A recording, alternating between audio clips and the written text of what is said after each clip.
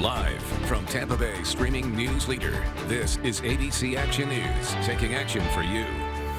New tonight, storm cleanup continues after overnight and afternoon storms. Good evening and welcome to ABC Action News at 6. I'm Wendy Ryan. And I'm Paula Grown. 2 tornadoes touching down right here in Tampa Bay. People hearing the same sounds of the storms. It did sound like a freight train. That's no other way to describe it. Almost like a freight train, almost like what you see on TV. An extremely loud freight train engine. A train of severe weather, a tornado now confirmed hitting Crystal River as that community is still rebuilding from Hurricane Idalia. Decimated some folks that are already on the road to recovery and got pushed back a little bit. New tonight, we're hearing stories from our neighbors as storm damage comes into sharper focus. Our support wall is detached from our apartment, and we have a bunch of leaking and just disastrous. Just so lucky, really, because there's still glass and things in my bed. So I am so fortunate. We've been out here cleaning since 3 in the morning, helping neighbors and also ourselves. And we have live team coverage here tonight. Our team of crews spread out right now up and down our coast from Clearwater Beach to Dunedin to Crystal River. And of course, right here in the ABC Action News Weather Center, showing you how this train of storms played out in real time. And those storms, they're finally out of here. We're still seeing a few ruffles of thunder here for those of you south of I-4, but the severe potential significantly lower, and that risk is out of here heading into the weekend completely. Drier, cooler weather on the way. We'll talk about lows potentially in the 40s. I'll let you know exactly when that arrives in your full forecast ahead. All right, Jason, thank you. Meanwhile, our reporters have been on the ground all day long across our communities, getting a first-hand look at the storm damage. Take a look at this. Action Air 1 giving us the bird's eye view here today up above at some of the hardest hit areas. You see it right here. And tonight, our Lauren St. Germain leading off our live team coverage tonight from Clearwater Beach. And Lauren, we know the National Weather Service believes this was an EF1 tornado that touched down there where you are, which is impressive, but not unprecedented for our area. But clearly, as you've been showing us here today, it caused some serious damage where you are. Yeah, Paul and Wendy. So where we are is North Clearwater Beach, the El Dorado area. I want to show you some of the damage we're seeing real quick. So we're seeing things like trees down and a lot of branches down the road, but we're also seeing, if you look down the road a little bit, a lot of pieces of houses. We're seeing wood. Also, we're seeing pieces of the roof.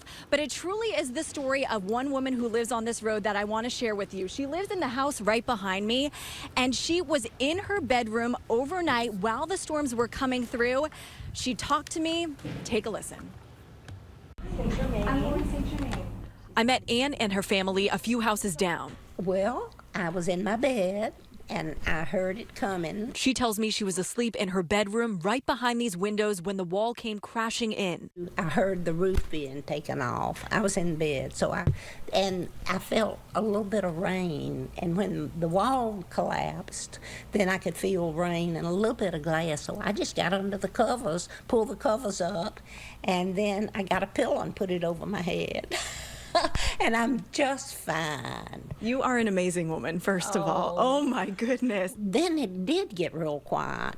And so then I just got up and started trying to get to see the rest of the house. I couldn't believe it was just in my bedroom where I was. Ann tells me then she saw flashing lights outside. They came, the firemen and the EMS, and everybody was wonderful.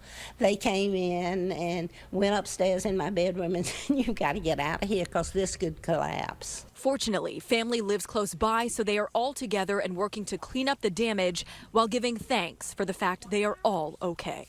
At any rate, here I am, and I'm fortunate to be here, I think. Ann really is one incredible woman. And get this, that family has lived in this house for more than 50 years. This was the first time they've had structural damage. They've gone through hurricanes. They've gone through the recent flooding. You know, they had some minor shrubbery debris in the area, but this is the first time they've actually had structural damage from this tornado that went through overnight, Paul. Lauren, what a kind lady. Ann reminds me of family. Lauren, as we've seen with these tornadoes before, the damage does fill up the screen, but they can almost eerily be selective when it comes to which structures they damage and which homes are almost left untouched. I'm wondering, are you seeing that there? Are you seeing a contrast between something that wasn't damaged at all and then something that was obliterated? So it's funny that you mentioned that, because you heard Ann say in that piece, the wind or the storm, it hit her bedroom. She walked out of her bedroom and noticed other parts of her house were completely fine. So that's something she just couldn't believe. And as we take a look at this street, I'm seeing something similar. I'm seeing houses that it looks like, you know, a rainstorm came through, and other houses with a lot of debris. So exactly what you said is what happened overnight here in Clearwater Beach. Yeah, small storms but very powerful. Lauren, thank you for your coverage. Next here tonight, we turn our focus to Dunedin. Within the last hour, the National Weather Service confirming the tornado that touched down at Clearwater Beach was an EF1, and then once it blazed a trail to Dunedin, it strengthened that same tornado to an EF2. And that's where ABC Action News reporter Casey Albritton is standing by. Casey, we saw a few businesses and neighborhoods in that community with some major damage. Tell us about it. Yeah, so one of the hardest hit areas and buildings is the Harbor Point condominiums right over here. Take a look. You can actually see right inside of the residents' home. You can see their furniture and even their wine glasses. Now, I did speak to people who live directly next to the condos, and they said they also suffered some damage. Fences were torn down and parts of homes and trees were thrown all over people's lawns. One resident, George LeBlanc, told me he watched the condo roof get ripped off and the tornado passed through the area. It sounded like a freight train, an extremely loud freight train engine, and it only lasted about maybe 20 seconds. But oh my God, I have never heard anything so scary in my whole entire life, and I'm 61 years old. I've been through hurricanes here. We have major damage here. It's one of the scariest things that I've ever experienced. Businesses at the Dunedin Causeway Plaza also experienced some damage. Windows and doors are broken in, and business owners are starting the recovery process. Now, despite all of this damage out here, everyone is holding hope, and they're going to start repairing and moving forward. In Pinellas County, I'm Casey Albritton, ABC Action News. Casey, thank you. Meanwhile, a tornado struck Crystal River early this morning, damaging homes, businesses, and leaving people to put their lives back together. Crews have been out all day long assessing the devastation in this area. And that's where we find ABC Action News reporter Mary O'Connell live from Crystal River for us tonight with the very latest out there. Mary, wow, just even from behind you, it is just devastating. Yeah, and people have been in and out of these businesses all day. Actually, I want you to walk with me, and so we can tell you and bring you really up close to this damage. You can see here behind me some of the debris here on the ground. You can see the wood framing. You can see the metal wiring of this business here behind me. And this is just one of the business here that have been really hit hard by this tornado, just taking it all in, this twisted metal. It's really hard to grasp what people are dealing with here, especially after another storm not too long ago. Now, the Citrus County Sheriff's Office escorted us over to the Ridgeview Apartments in Crystal River, which we saw significant damage there. Roofs were ripped apart, car windows blown out, and trees snapped in half. Residents told us they saw the sky turn green, power go out, and they ran for the interior rooms of their homes, sheltering in their bathtubs. And we asked some of those people about the damage to their homes. It took and separated my support wall for the outside from my ceiling, so we have to find somewhere else to stay. And the roof collapsed in my bathroom, and then the roof collapsed like basically halfway into my bedroom. The other house is going to collapse any second now.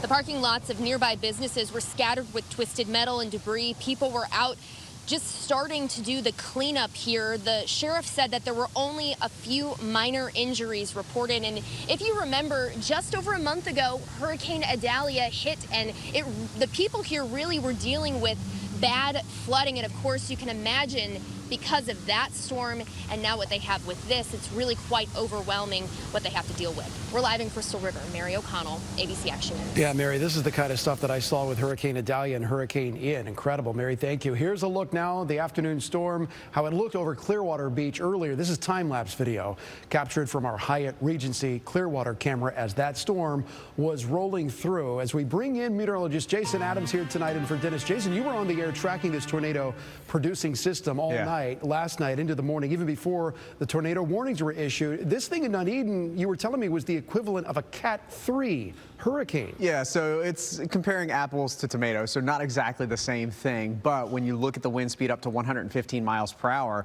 in Dunedin, that would categorize it as a Category 3 hurricane if we were looking at the wind speed scale for the hurricane. So that just goes to show you how very strong these winds were. Much more obviously compact area than what we would see with a hurricane, but it's certainly something that we usually do not deal with here in our part of the world because we're not a tornado-prone state outside of tropical systems. That's when we usually get them. But now we're heading into El Nino pattern. Dennis, myself, Greg, Shay, we've all been talking about this, that it typically gives us a higher risk for severe weather. So unfortunately, this may be a sign of things to come heading into the next several months. And right now, I'm so happy to say that all that active weather is just now a few areas of some rainfall, rumble of thunder too here in Sarasota County. That's about it. By the way, for those of you from Casey Key over toward Laurel and then crossing 75 up toward the Mayaca State Park area, there was a tornado warned storm last night I was covering as well for you all. Just now beginning to see some damage reports coming in from that. So that one may be a third tornado from the National Weather Service confirmed as they look to survey that area as well. But right now it's just rain and not bad news at all because we are so desperate for the rainfall here in Sarasota County. Temperatures are warm, it's humid. We've got the front that's actually just to our north, but the rain has been pushed well south of it. And we're going to hold on to a slight risk for severe weather for the overnight hours tonight. It's a level 1 out of 5, down from a level 2 yesterday.